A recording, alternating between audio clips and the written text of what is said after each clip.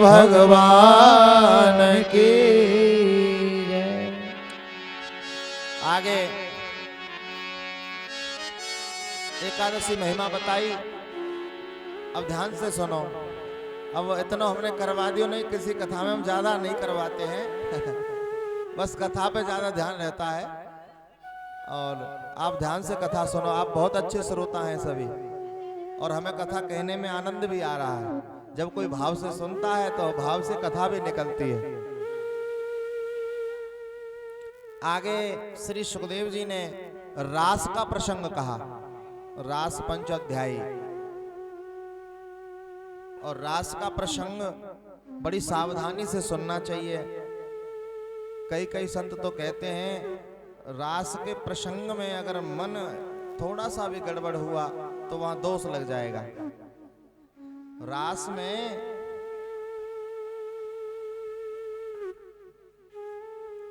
हमारी जो युवा पीढ़ी है वो बस यही सोचती है ठाकुर जी ने रास किया, गोपियों के संग नाचे। लेकिन यहाँ भागवत जी वर्णन कर रही हैं, भगवान पिता रात्रि शरदोत्फुल्ल मल्लिका वीक्षरन्तु मनश्चक्रे योग मायामुपाश्रितः।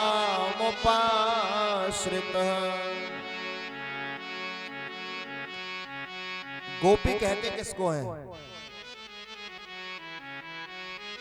गो माने होता है इंद्रियां और पी माने होता है पीना। जो प्रत्येक इंद्री से भगवत कथा का रस स्वादन करे वही गोपी है। जो प्रत्येक इंद्री से भगवान के नाम रूप लीला धाम का रस स्वादन करे वही गोपी है। गोपी कोई स्त्री नहीं है, गोपी कोई पुरुष भी नहीं है।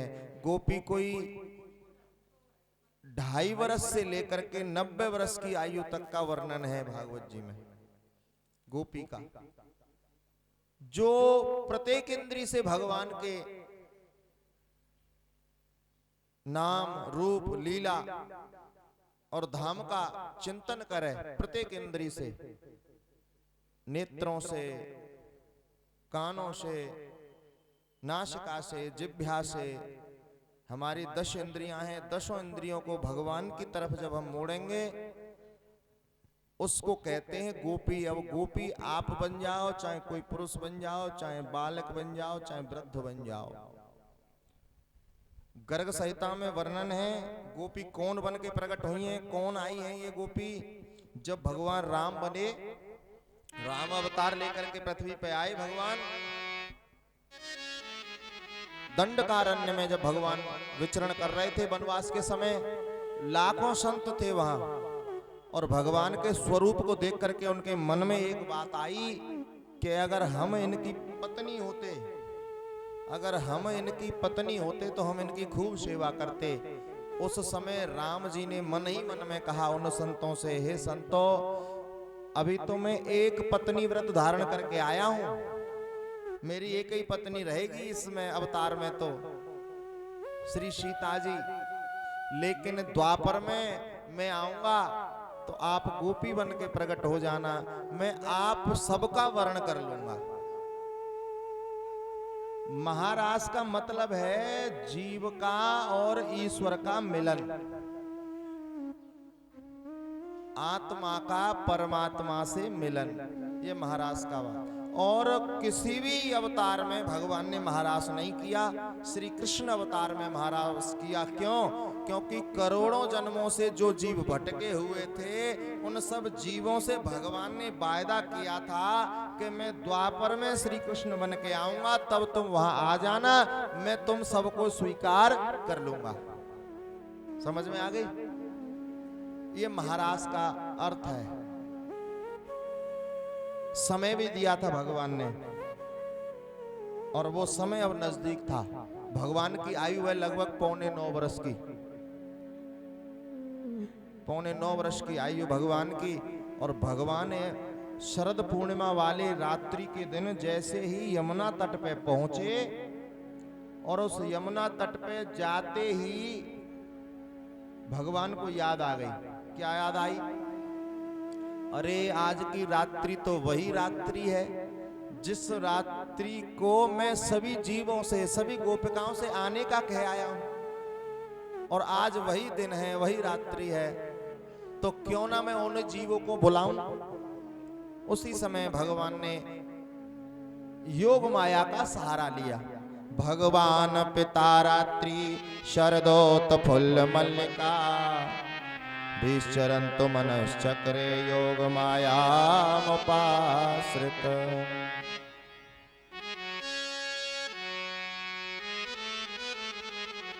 पहला श्लोक कहा रास का, श्री सुखदेव जी ने तो कह रहे हैं भगवान पिता रात्रि। भैया मैं जिसकी कथा सुनाने जा रहा हूं वो भगवान है। पहले तो ये मन में बिठाओ कि वो कोई इंसान नहीं है, कोई मनुष्य नहीं है, कोई पुरुष नहीं है, वो है भगवान।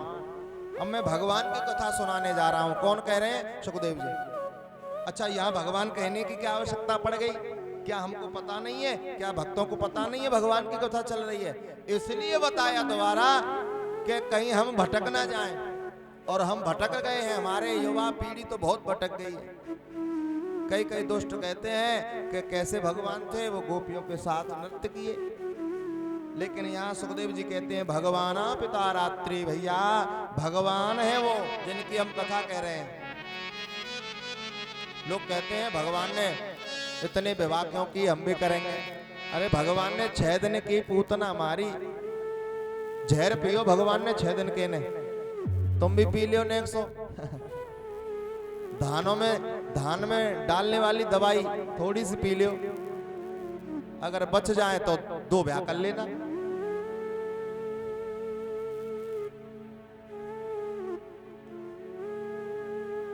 विक्षरन्तु मनश्चक्रे योग माया उपाश्रिता। योग माया का सहारा लिया, किशोरी जी प्रकट हो गई और यमुना के किनारे मंद मंद बंसी बजा रहे ठाकुर जी। और वह बंसी की धुन किसको सुनाई दे रही है? वह बंसी की धुन उसी गोपी को सुनाई दे रही है जिससे वायदा करके आए भगवान, और किसी को सुनाई नहीं दे रही। अब जैसे बंसी बजी, आहा, गोपियों के कान में गई बंसी, श्रवण सुन गोप कुमारी। बंसी श्रवण सुन गोप।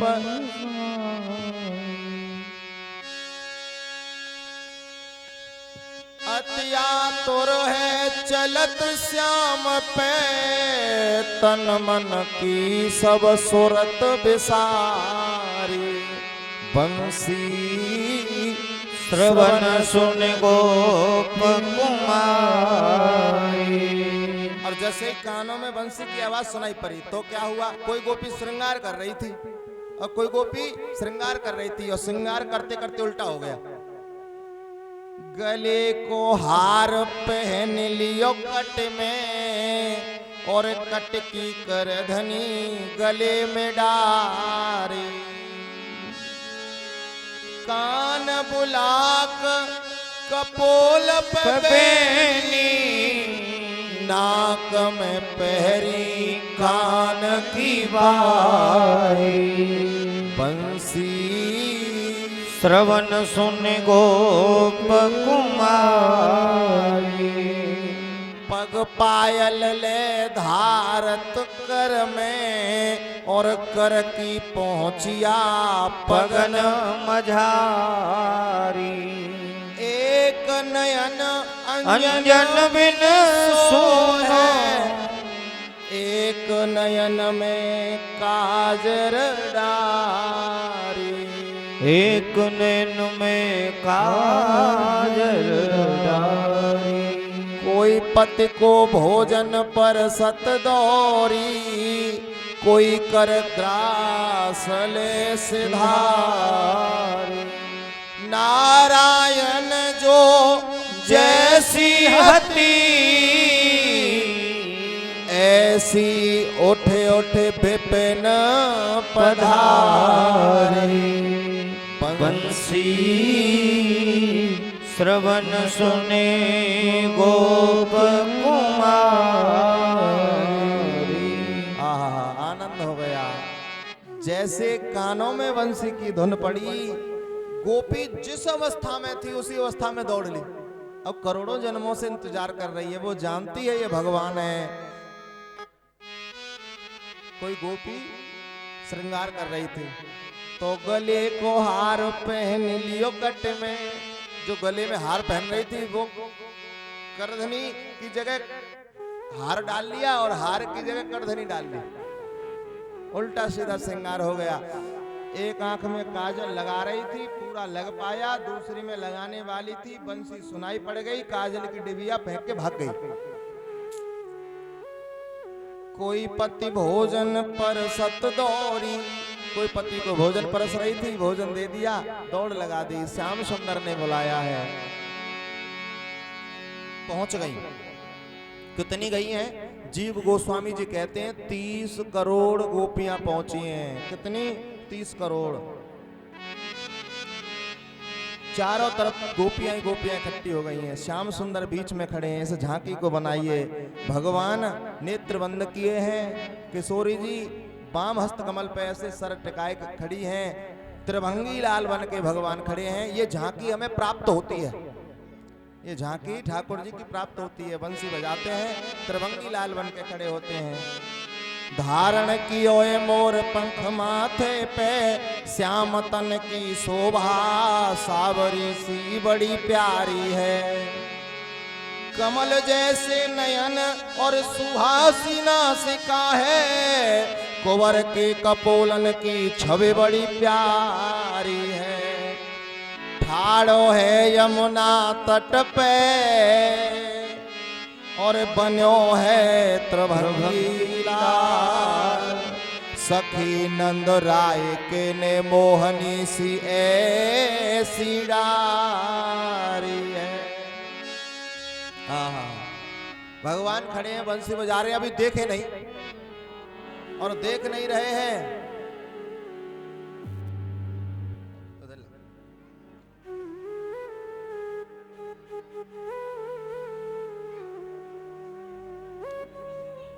देख नहीं रहे हैं अभी। और जैसे ही गोपियां पहुंच गई, बहुत देर निहारती रही ठाकुर जी को। और जब नेत्र खोल के भगवान ने देखा, अब भगवान ने क्या किया? कोई दरवाजे पे आ जाए तो क्या करे? स्वागत किया। भगवान बोले, स्वागतम वो महाभागा। हे गोपियों, आप महाभाग्यशाली हैं। ऐसे ही हम आपसे कह रहे हैं, हे माताओं, आप बड़ी भाग्यशाली हैं जो शिव मंदिर में बैठ कर के कथा सुनने को आपको मिल रही है। स्वागतम वो महाभागा, प्रियम किम करवाने वा। बताओ मैं आपके लिए क्या प्रिय करूं? पहले तो स्वागत किया। ध्यान से सुनो, आप भटको मत, इधर ही देखो।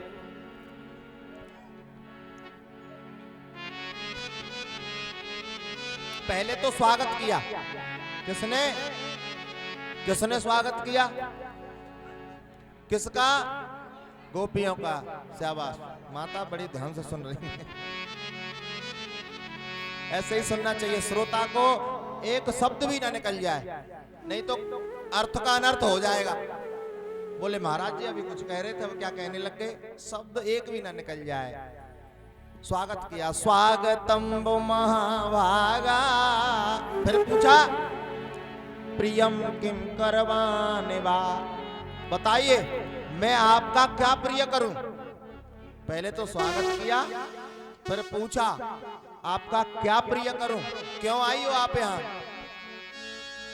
ब्रजस्नामय कश्चिद ब्रूता गमन कारणम। अब पूछे भगवान, क्या पूछे? आपके आने का कारण क्या है? आप क्यों आई हो यहाँ? अब तो गोपियां रो पड़ी और मन ही मन में गाली देने लगी। देखो तो सही इस काले को, इस टेढ़ी टांग वाले को। हैं? पहले तो निमंत्रण दे के आया कि आ जाओ, और जब हम आ गई हैं तो पूछ रहे हैं क्यों आई हो।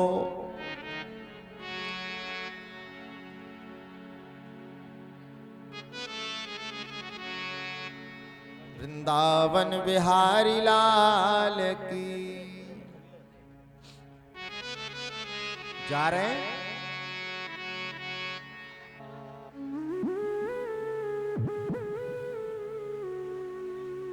स्वागतम वो महाभागा प्रियम किम करवाने वा ब्रजस्यानामतं कश्चिद ब्रूतागमन कारणम। बताओ आपके आने का कारण क्या? गोपियां कहने लगी अब क्या बताएं, अब क्या बताएं। भगवान बोले तुम पतिव्रता हो, तुम अपने अपने घर के बच्चों को पतियों को छोड़ के यहाँ आ गई, मैंने बंसी बजाई तुम आ गई। परीक्षा ले रहे भगवान। भगवान ठोक बजा के देखते हैं ये पक्का भगत है कि कच्चा भगत है। भगवान देखते हैं परीक्षा लेकर के।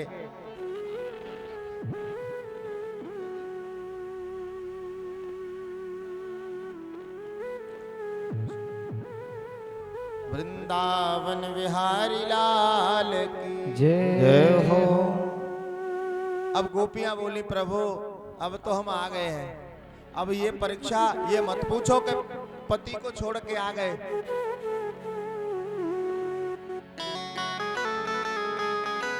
आप ही प्राणपति हैं सबके, तुम हो एक अगोचर सबके प्राणपति।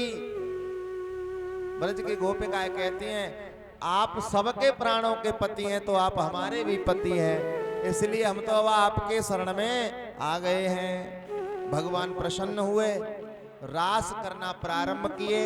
थोड़ी देर रास हुई तो उन गोपियों के मन में थोड़ा अभिमान आ गया।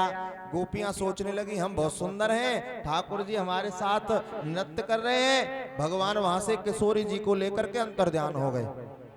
अब गोपियां रोने लगी, बड़ा विरह का प्रसंग है। गोपियां इतनी बेचैन हो गई, भागवत जी में लिखा है पागल हो गई पागल। एक गोपी दूसरी गोपी को कृष्ण समझती है, हृदय से लगा के कहती है अरे कन्हैया हमारे हृदय में प्रेम उत्पन्न करके अब हमें छोड़ के ऐसे न जाना। वृक्षों से पूछती हैं, पृथ्वी से पूछती हैं, तुलसी मैया से पूछती हैं आपने हमारे श्री कृष्ण को देखा है?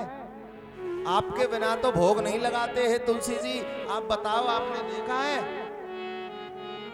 ढूंढते ढूंढते पहुंच गई किशोरी जी के पास। वहां किशोरी जी को भी अकेला छोड़ के अंतर्ध्यान हो गए थे भगवान।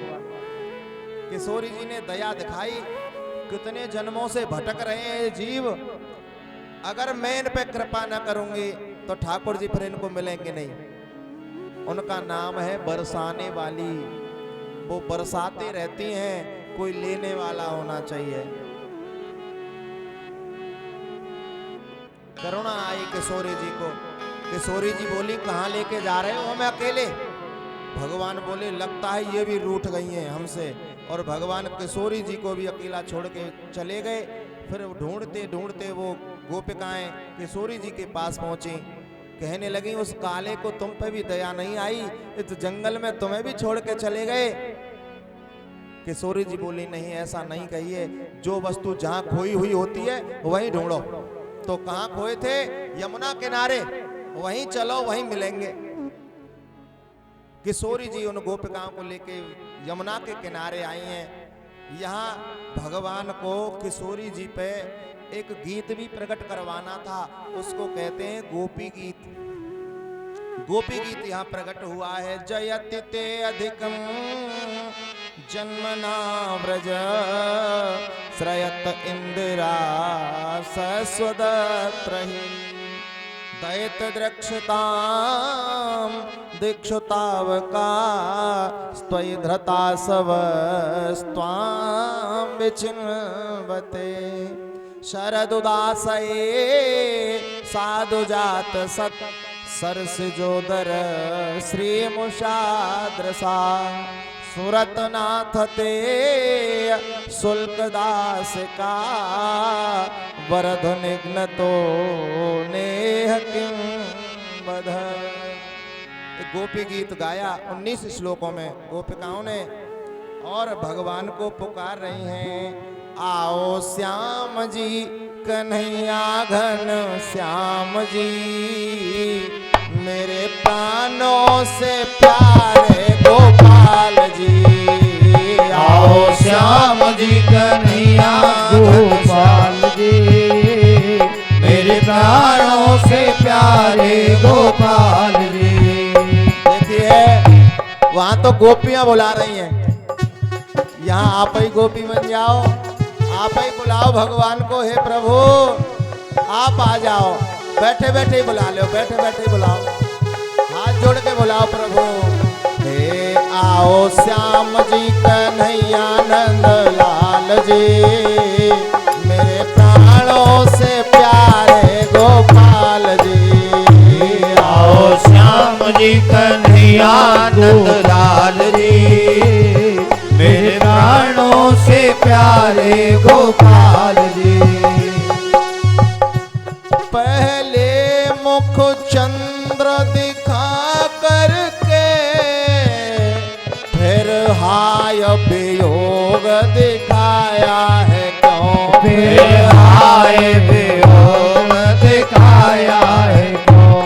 फिर हाय वियोग दिखाया है क्यों? गोपिका कहती है प्रभु पहले अपना चंदा सा मुखड़ा हमें दिखाया, फिर ये वियोग देके हमें चले गए।